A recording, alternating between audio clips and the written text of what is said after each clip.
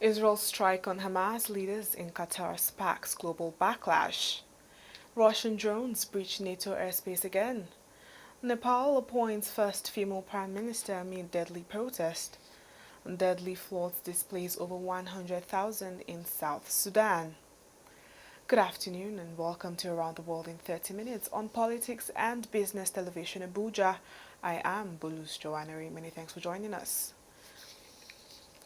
Well, Israel launched a surprise airstrike targeting senior Hamas leaders residing in Qatar, bypassing Arab airspace and catching even the U.S. off guard. The operation has drawn sharp criticism from the United Arab Emirates, which summoned Israel's deputy ambassador over what is called hostile and unacceptable actions. The strike has complicated ceasefire negotiations in Gaza, where over 40 Palestinians were killed in recent Israeli raids. Families of hostages in Tel Aviv are protesting, demanding the government prioritize diplomacy over escalation. Meanwhile, in a bold counter-terrorism operation, Israeli forces have arrested several operatives from Iran's Islamic Revolutionary Guard Corps in Syria. The arrests were made during a targeted raid near the city of Aleppo, where the operatives were allegedly coordinating weapons transfers to Hezbollah. The Israeli Defense Forces disclosed the arrest amid rising tensions in the region, citing intelligence that links the operatives to recent drone attacks on Israeli territory. Iran has condemned the operation, calling it a violation of Syrian sovereignty, while the UN Security Council is expected to convene to discuss the implications. In the meantime, Poland reported another incursion by Russian drones into its airspace, prompting NATO allies to scramble fighter jets in response. This marks the second breach in a week, raising fears of a broader conflict spilling over from Ukraine. The UN Security Council is holding emergency sessions to address the growing threat of drone warfare, which has become a central tactic in modern conflicts. Romania also reported a similar breach, intensifying regional security concerns. Turning now to South Asia, Sushila Karki, former Chief Justice of Nepal's Supreme Court, has been appointed interim Prime Minister following violent youth-led protest that left 61 dead. Her immediate goal is to restore order and prepare for fresh elections. The protest erupted over social media restrictions and government corruption, prompting international calls for reform. UN agencies have expressed solidarity with Nepal and urged peaceful democratic transition. And while that unfolds, President Donald Trump has ordered the deployment of 1,000 National Guard troops to Louisiana's urban centers to combat rising crime. The move has sparked debate over federal intervention in local law enforcement.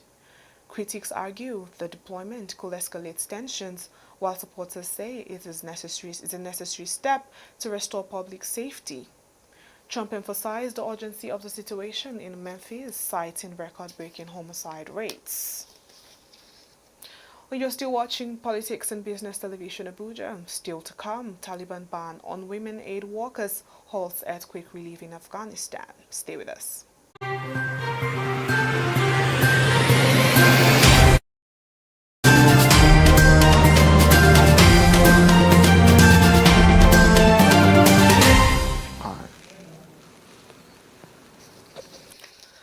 Russia successfully launched a Zircon hypersonic cruise missile during joint military exercises with Belarus.